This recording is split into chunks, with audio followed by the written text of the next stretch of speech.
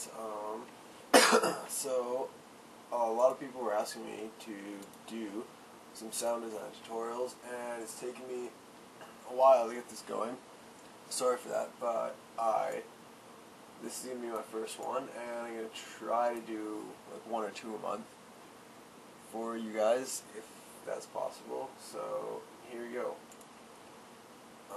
This is the sound we're going to be making.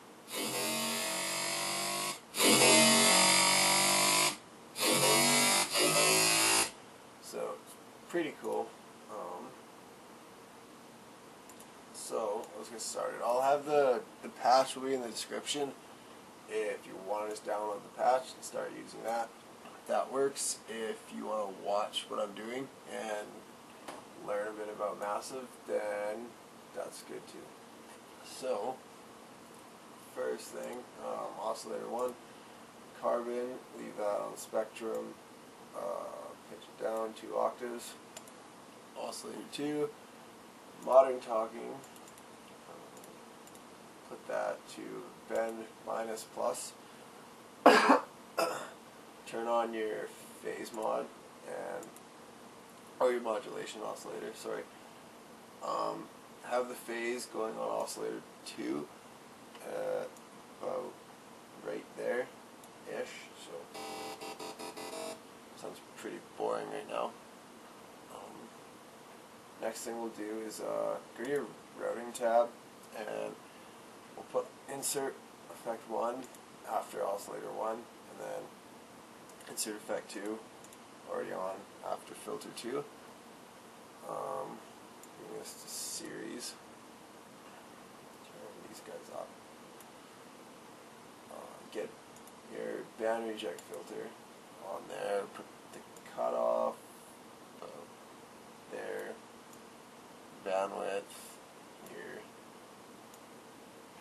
resonance about there. Okay, cool. I'm going to grab your LFO, anyone, turn it onto a performer, sync it to 1:2 ratio, and you can change that after. This is just the way I've done it here. Pull this curve to the first one, and then go straight across at the top, and this guy should be like that. Drag him over to here.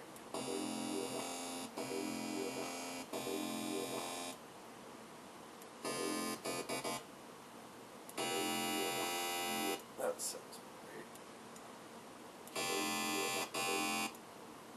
So the performer's just kind of giving it like it's opening up, kind of.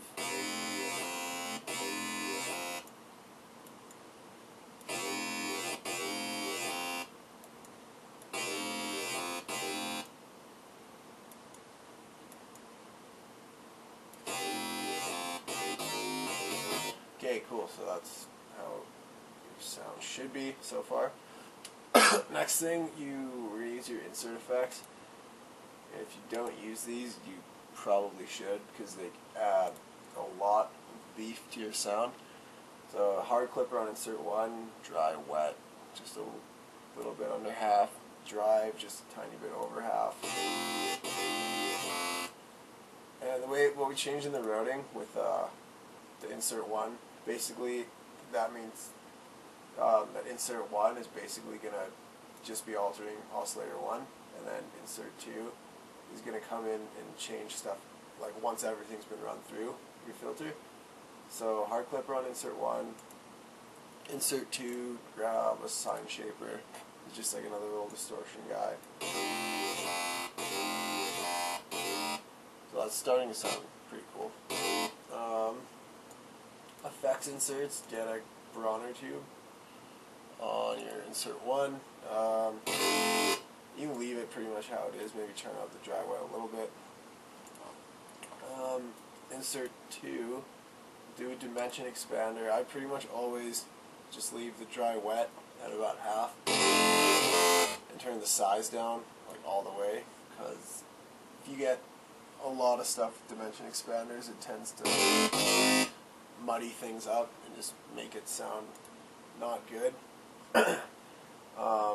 EQs, boost the high a little bit, boost the low a little bit, take the boost and frequency down tiny bit, grab your performer, throw it on there a little bit, makes it kind of cool. Pretty good.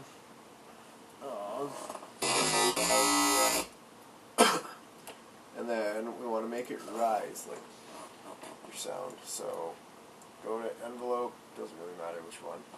I put the attack and the level all the way up, drag it over to the little pitch box here on oscillator 1 and 2 and your modulation oscillator, and it should rise.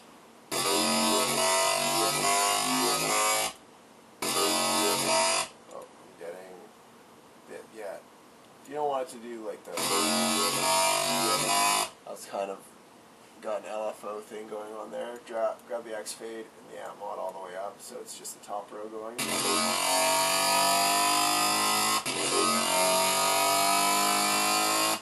That's pretty cool.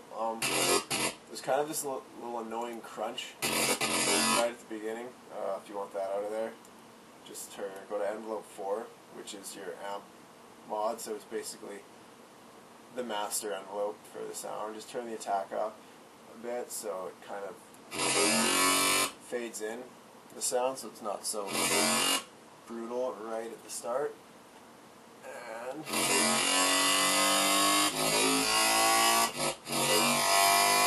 that's pretty much the base of everything.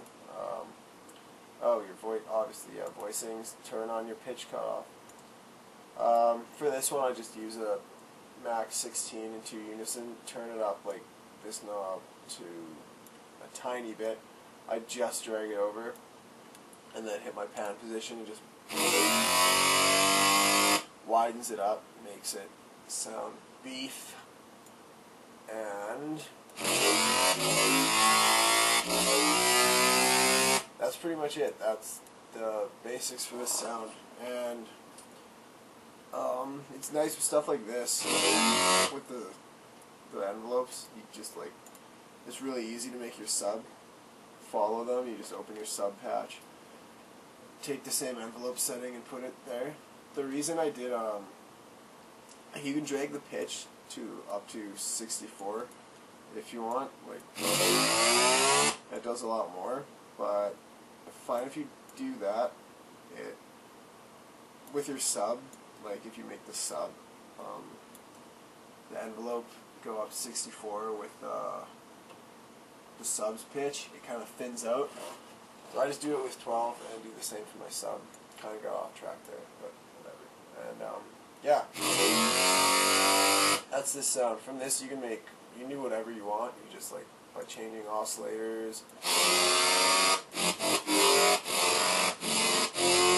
You can do cool stuff there. If you want to change like the performer settings, you can go make it do a bunch of cool stuff.